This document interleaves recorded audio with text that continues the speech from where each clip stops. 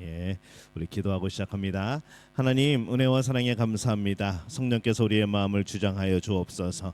우리의 마음을 뜨겁게 하여 주옵소서. 오늘 우리의 기도와 우리의 찬양을 이끌어 주옵소서. 그리하여서 성령 충만한 오늘 성령님께 붙들려 은혜 받는 복된 시간 되어지게 도와 주옵소서. 예수님의 이름으로 기도합니다. 아멘. 우리 성령이여 내 영혼을 함께 박수치면서 찬양하겠습니다.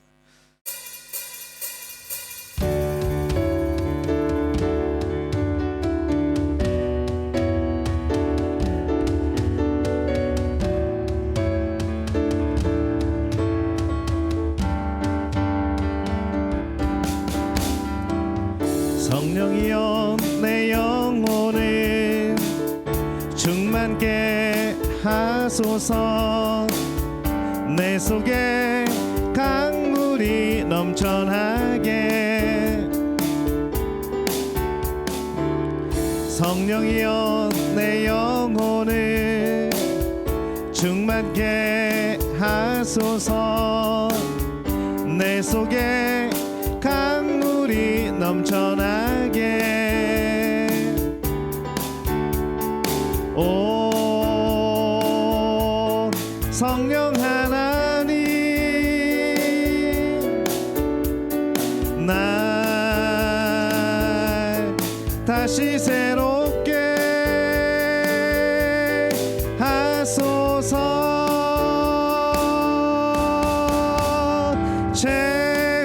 채우소서. 내 영혼이 세상 유혹 다 이기고 주시 주를 닮아가도록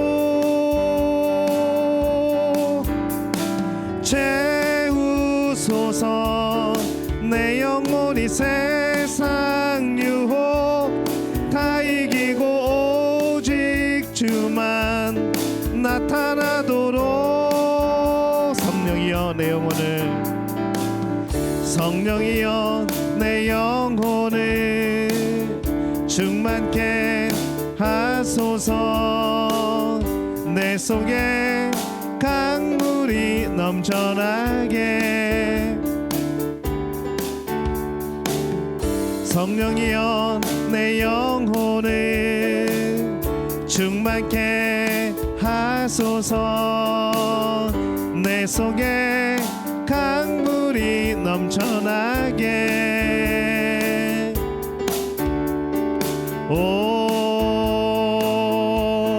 성령 하나님, 날 다시 새롭게 하소서.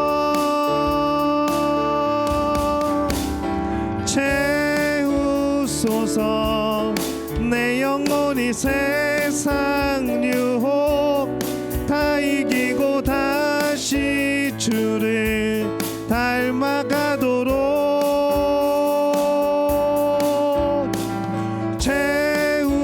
채우소서.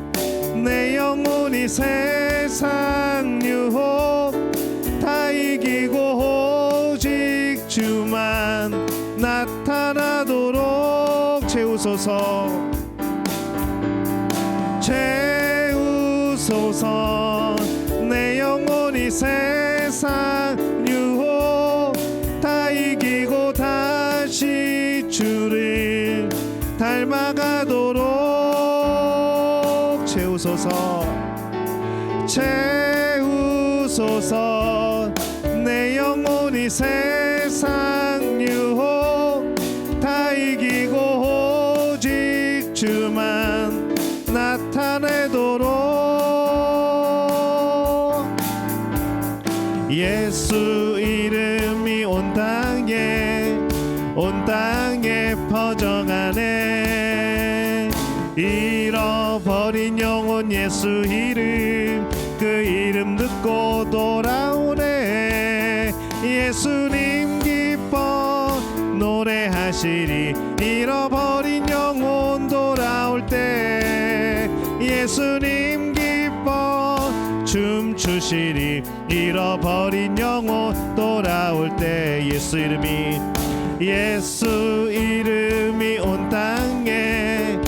온 땅에 선포되네. 하나님의 나라 열방 중에 임하시네. 하나님 기뻐 노래하시리. 열방이 주께 돌아올 때 하나님 기뻐 춤추시리. 열방이 주께 돌아오. 예수 이름이 온 땅에, 예수 이름이 온 땅에 퍼져가네. 잃어버린 영혼 예수 이름, 그 이름 듣고 돌아오네. 예수님 기뻐 노래하시리. 잃어버린 영혼 돌아올 때 예수님 기뻐 춤추시리. 잃어버린 영혼 돌아올 때 예수 이름이 온 땅에, 예수 이름이 온 땅에 선포되네. 하나님의 나라 열방 중에 임하시네. 하나님 기뻐 노래하시리.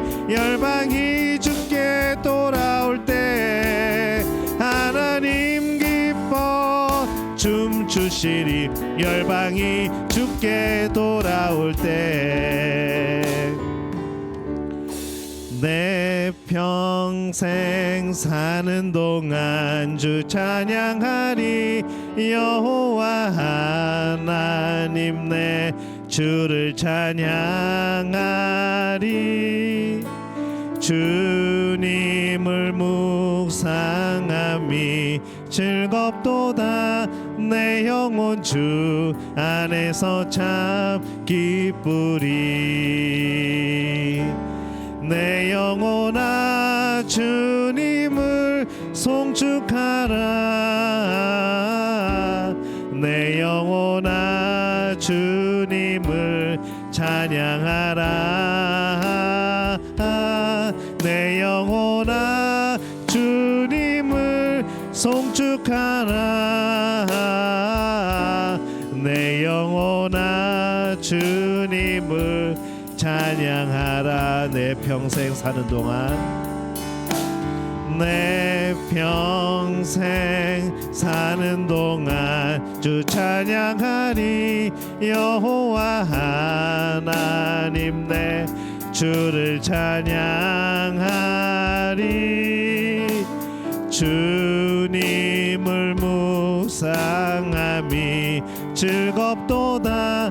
내 영혼 주 안에서 참 기쁘리. 내 영혼아 주님을 송축하라.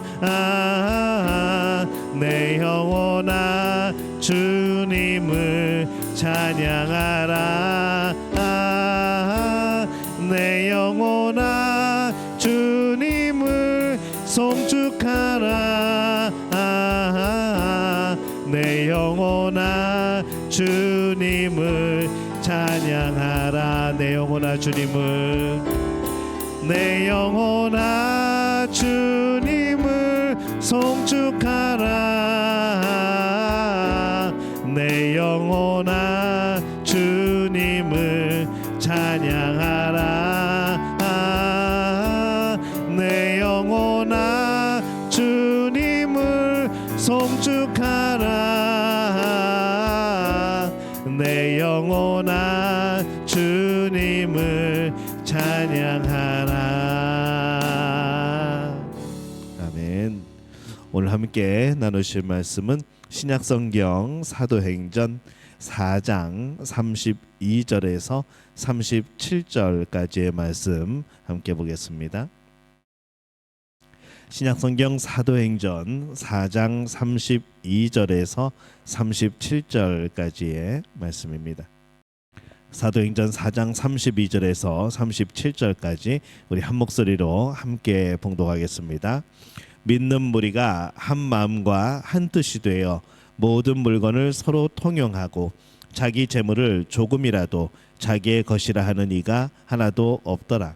사도들이 큰 권능으로 주 예수의 부활을 증언하니 무리가 큰 은혜를 받아 그 중에 가난한 사람이 없으니 이는 밭과 집에 있는 자는 팔아 그 판 것의 값을 가져다가 사도들의 발 앞에 두매 그들이 각 사람의 필요를 따라 나누어 줌이라. 구브로에서 난 레위족 사람이 있으니 이름은 요셉이라. 사도들이 일컬어 바나바라 번역하면 위로의 아들이라 하니 그가 밭이 있음에 밭을 팔아 그 값을 가지고 사도들의 발 앞에 두니라. 아멘.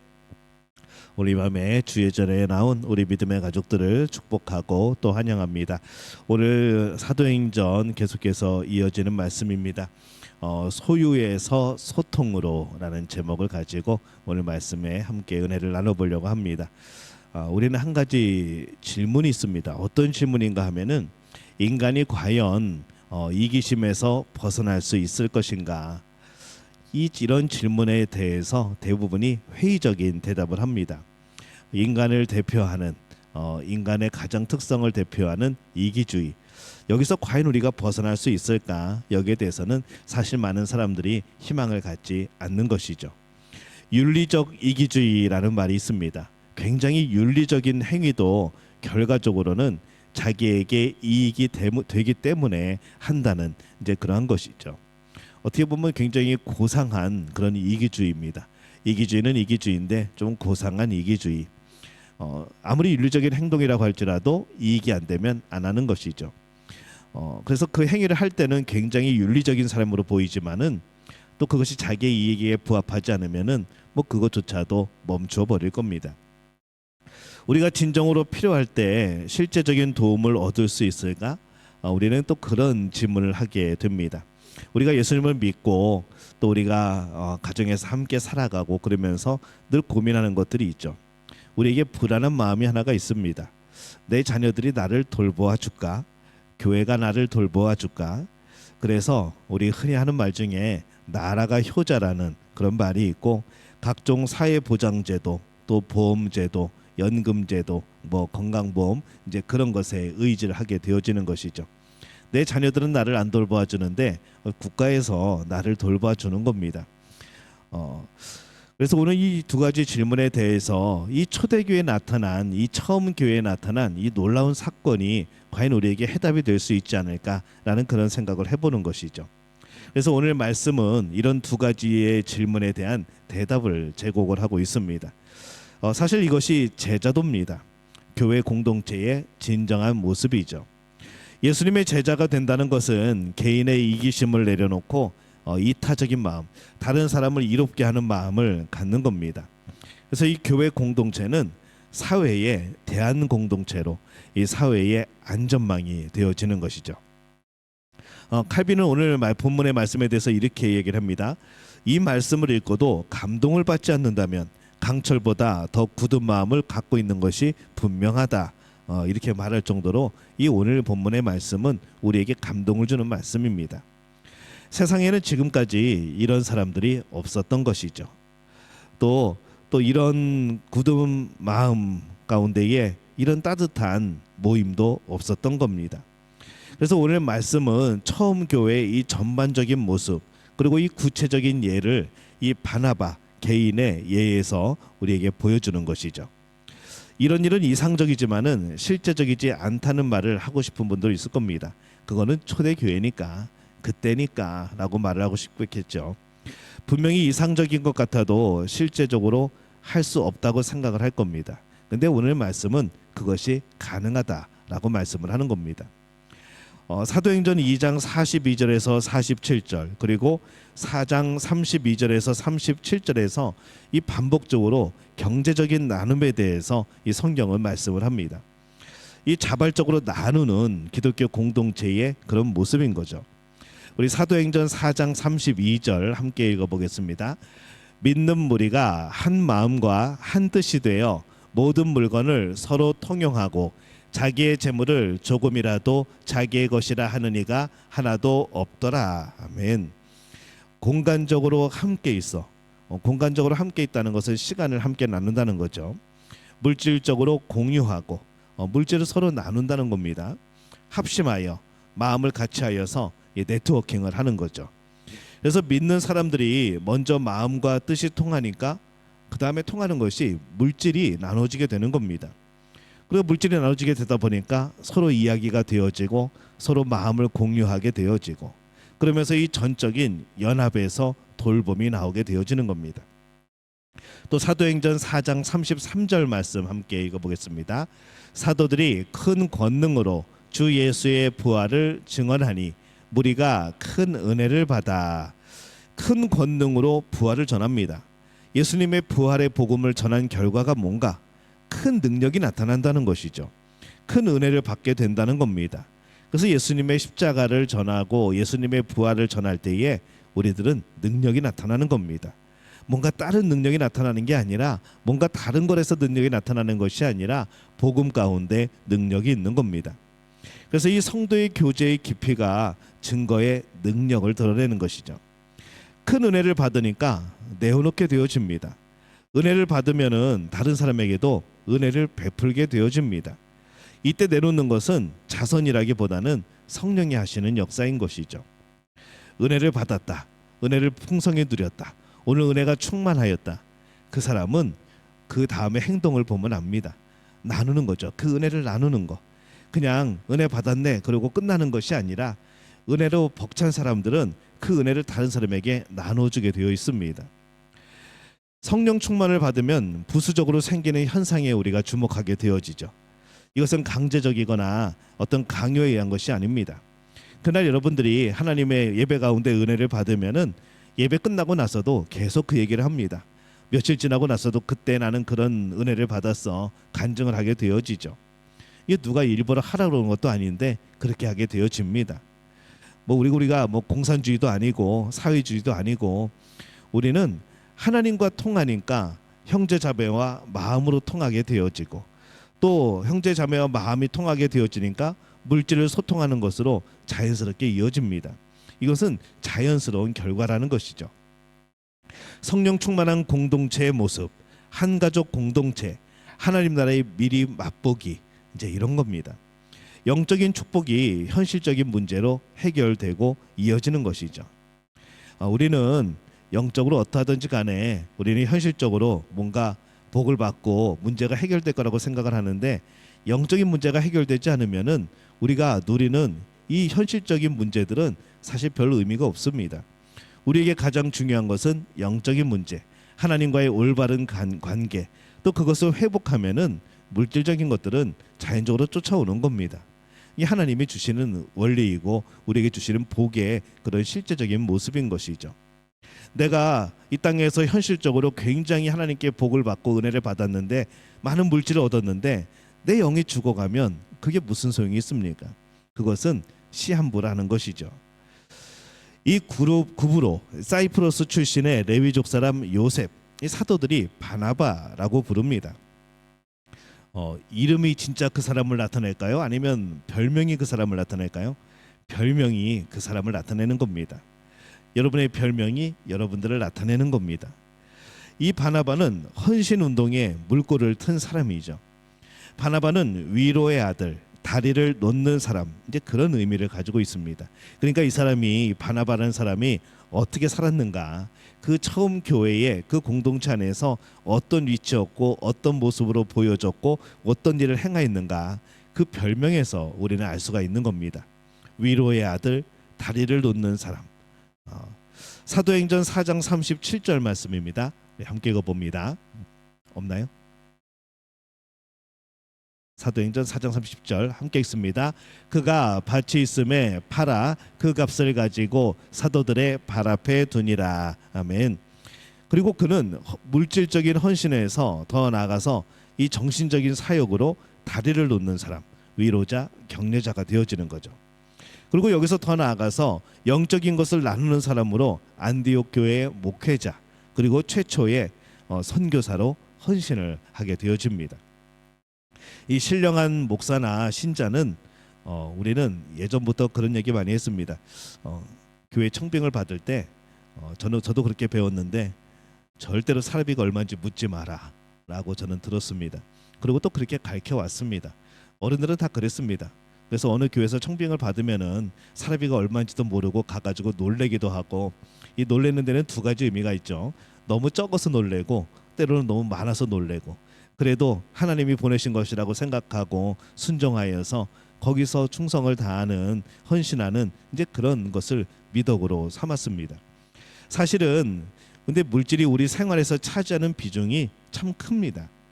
누가는 이 누가복음이나 사도행전에서 이 물질관의 외적인 변화를 내면에 보이지 않는 변화의 증거로 봤습니다. 그러니까 이게 무슨 뜻인가 하면은, 우리가 복음으로, 우리가 예수님을 만나고 성령으로 내면에 변화되는 모습이 겉으로 어떻게 드러나는가, 물질관이 바뀌어진다는 것이죠. 그래서 이 물질관이 바뀌어지는 그 모습을 보면서, 아, 저 사람 안에 성령의 놀라운 역사가 임했구나, 저 사람 안에 성령의 놀라운 변화의 역사가 있었구나, 이것을 확인하게 된다는 겁니다. 빚진 자의 비유, 선한 사마리아인의 비유, 어리석은 부자의 비유, 불의한 청지기의 비유, 부자와 나사로의 비유, 은 열무나 비유, 이게 다 누가복음에서만 나옵니다. 신기하게도 이 누가복음에서는 이 물질의 문제, 우리의 재산에 대한 문제, 이런 것들을 참 많이 다루고 있다는 거죠. 누가복음 4장 18절에서 19절에 보면요, 예수님이 성령의 역사로 말씀하신 은혜해, 다시 말해서 희년이 선포되는 것을 예수님 안에서 일어나는 역사다라고 그렇게 말을 합니다. 이것이 50년까지 기다릴 것도 없이 언제라도 자발적인 헌신을 통해서 우리는 매 순간마다 그 희년을 누릴 수 있다는 것이죠. 누가에게 부는 축복이라기보다는 우리의 삶을 시험하는 그런 테스트로 봤습니다.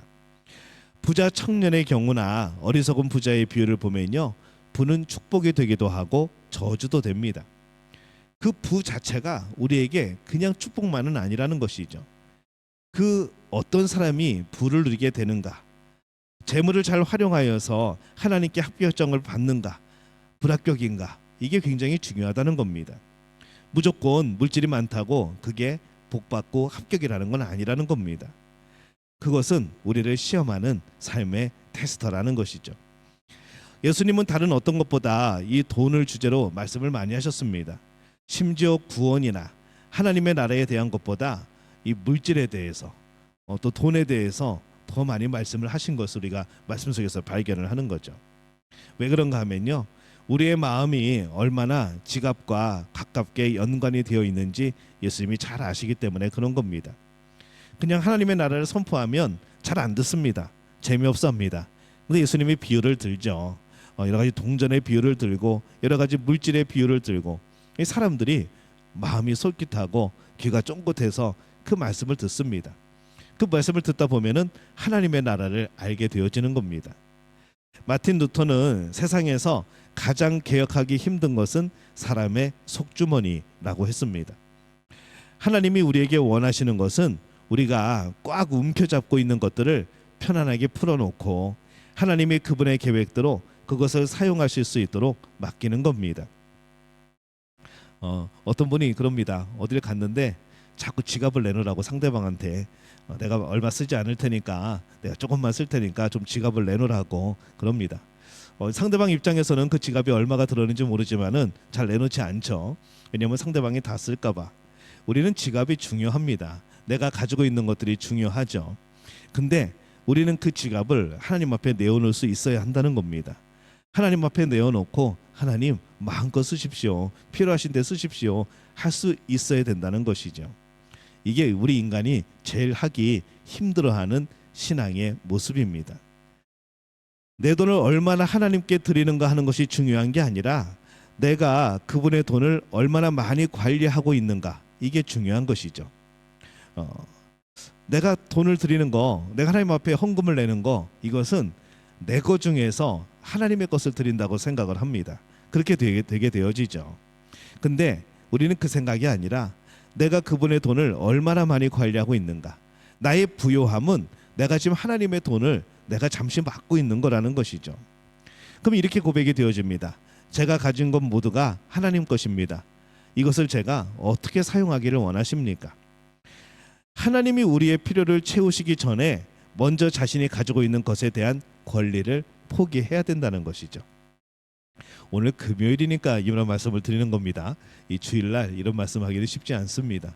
이게 또 다 들을 기가 있어야 되는데 이게 또 아무 때나 전하기에 전할 수 없는 그런 말씀이고, 평소에는 괜찮다가도 이 물질 얘기만 하면은 하도 신경들이 곤두쓰고 막 예민해져서 이게 참 쉽지 않다는 것이죠. 근데 이게 복음이고 이게 말씀인 걸 어떡합니까? 이것이 물질의 기적입니다. 오병이어 칠병이어 기적이나 마찬가지라는 것이죠.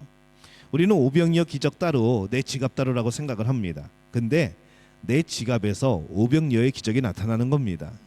내 지갑에서 칠병이어의 기적이 나타나는 겁니다.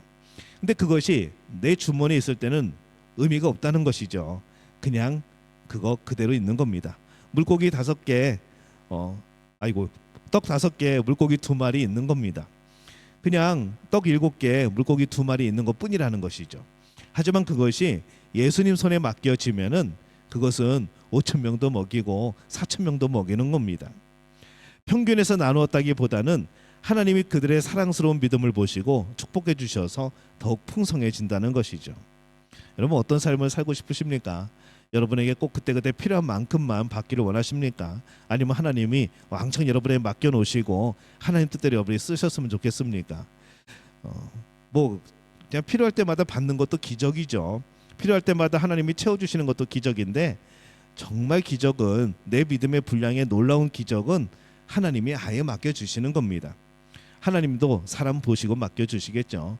나의 믿음이 그것을 감당할 수 있어야 되고, 내 욕심이 그것을 탐내지 않아야 되고, 언제든지 하나님이 쓰실 때에 나눌 수 있는 그런 마음이 준비가 되어 있어야 합니다.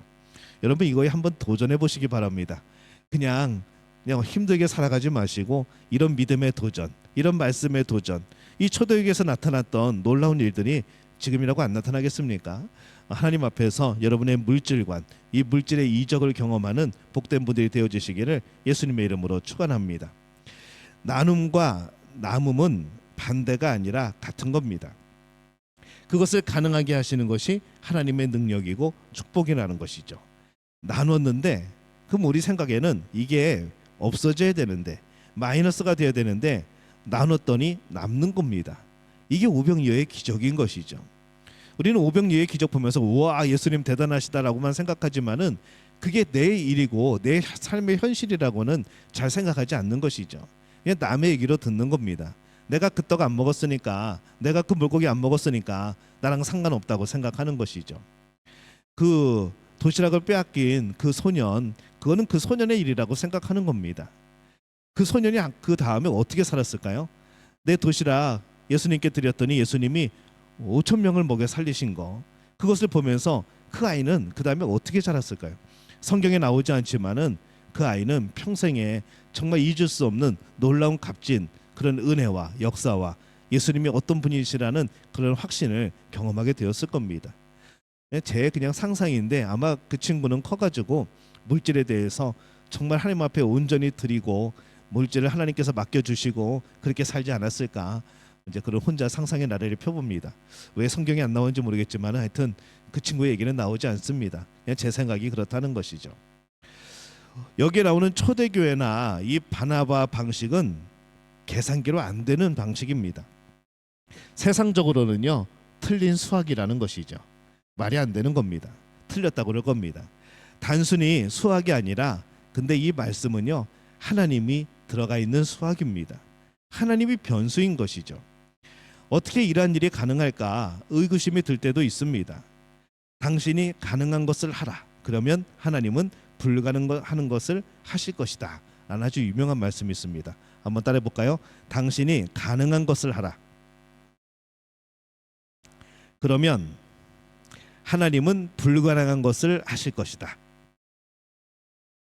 예. 여러분이 가능한 거 하십시오. 할 수 있는 하나님이 열어주신 길들, 열심히 그 길을 걸어가다 보면은 하나님이 여러분의 불가능한 것들을 채워주실 겁니다. 우리의 사명 감당도 그렇고, 우리의 믿음 생활도 그렇고, 우리가 이 땅을 살아가는 모든 일들이 그렇습니다.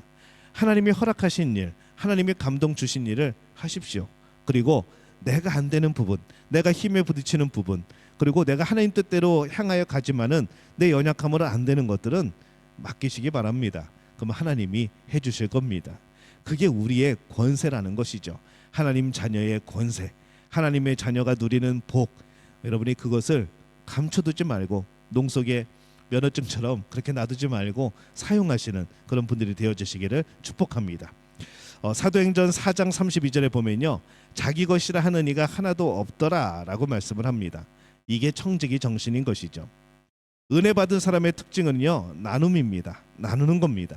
삭개오의 회심을 보면은 성도들이 물질까지 나눌 수 있었던 것, 인간의 죄악성과 이기심을 극복했음을 보여주는 그러한 증거라는 것이죠. 삭개오가 회심하고 자기가 토색한 것 4배씩 나눠주겠다고 그럽니다.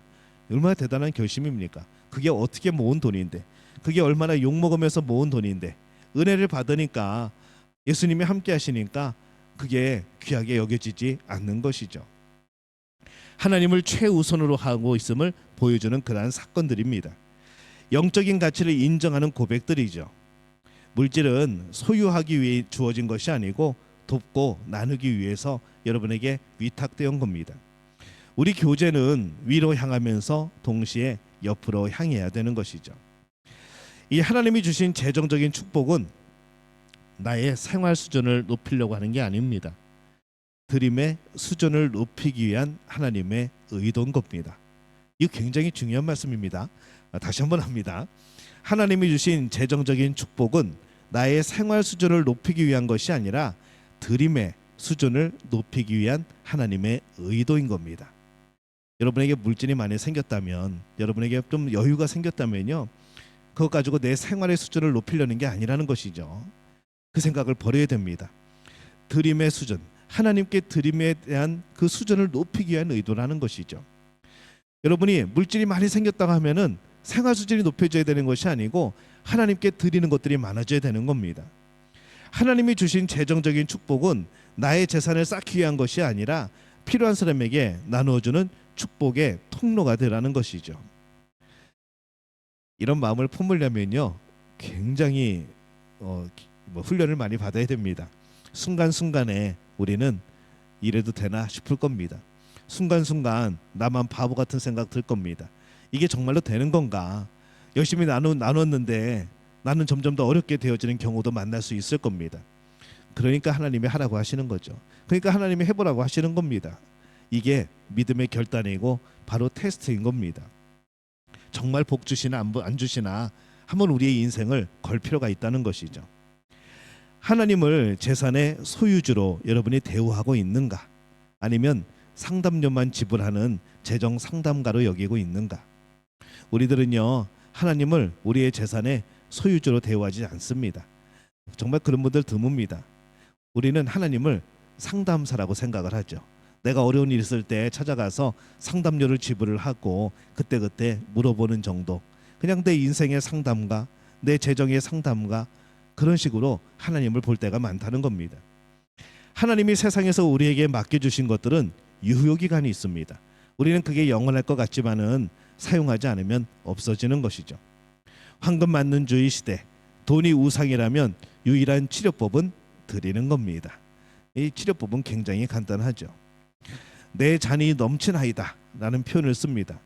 물이 넘칠만 할 때 큰 잔으로 바꾸면 흘러갈 수가 없습니다.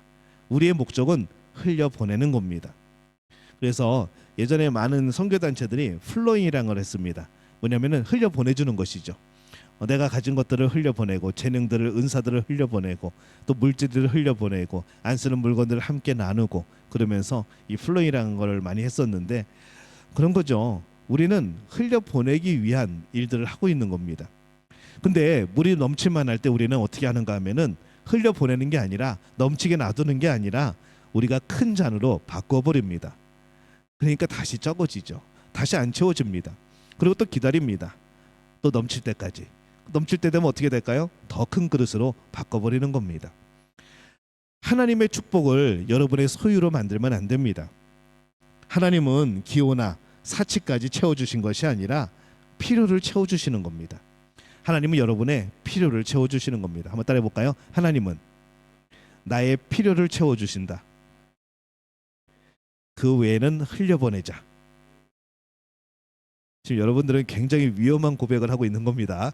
어, 필요에 따라 다 나눠줬는데 필요한 것을 계속 늘려나가면요, 다른 사람을 채워줄 수가 없습니다. 바다보다도 채울 수 없는 것은 사람의 욕심이라는 것이죠. 자족하는 마음이 필요합니다. 자신에게는 관대하고 남에게는 인색한 사람보다 자신에게는 철저하고 남에게는 관대한 사람이 되어야 하죠.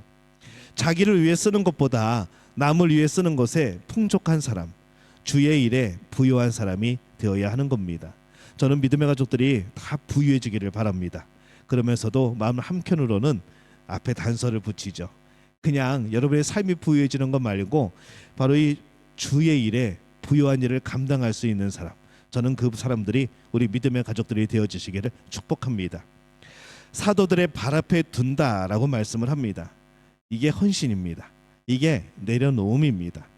하나님은 나의 모든 것에 예배를 받기를 원하십니다. 재정 문제는 움켜짐으로 해결되는 것이 아니라 내려놓음으로 해결되는 것이죠. 바나바는 하나님 앞으로 소유권 이전 등기를 한 겁니다. 밭을 팔아서 사도들 앞에 두었다. 하나님께 바친 것이죠. 소유권을 이전 등기한 겁니다. 그리고 이 바나바는 그가 돈보다 더욱더 소중한 것을 받을 수 있는 자유로운 손을 갖게 된 것이죠. 여러분의 손이 항상 비어 있어야 됩니다. 여러분의 손이 비어 있어야 하나님이 다른 것을 또 쥐어 주십니다. 그러면 또 여러분들은 쓰고 나누는 것이죠. 손이 비어지게 되면 하나님은 또 쥐어 주시는 겁니다. 여러분, 이게 진짜 우리가 누리는 부고 풍요로움이고 채워주심이라는 겁니다. 오늘 이 초대교회가 수적인 증가에서 이 질적인 변화로 나아가는 모습들을 봅니다. 양에서 질로, 크기에서 가치로 변화가 일어나는 것이죠. 우리는 어떤 것을 추구하고 있습니까?